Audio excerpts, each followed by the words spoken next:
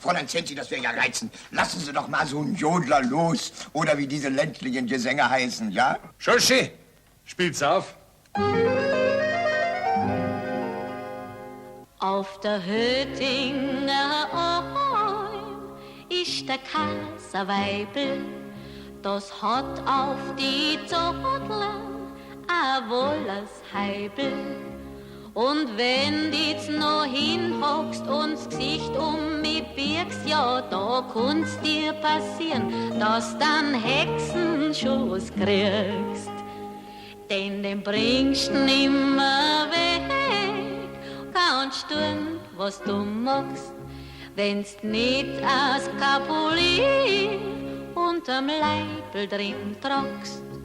Vor alle Besengeister und Besenweiber und sollen zeigen, dass Umlauf verschone uns in Ewigkeit.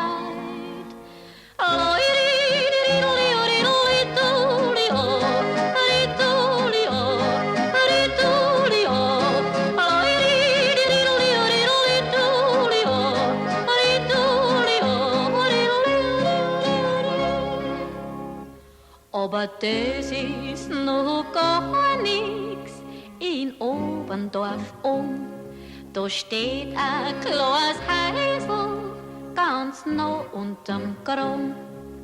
Da ist ein kleines Gangerl mit kohlschwarzen Augen, ja, da siehst bald an Himmel, bald die Höhe außer Schau. Der Ruß und der Hexenschuss waren nur ein Leicht, hat die Idee in die Kreuz, da hilft da nix geweicht. Vor alle Besengeister und Besenweib und sollen zeig, das Umlauf verschone uns in Ewigkeit. Entzückend. Schade, dass sie nicht Deutsch kann.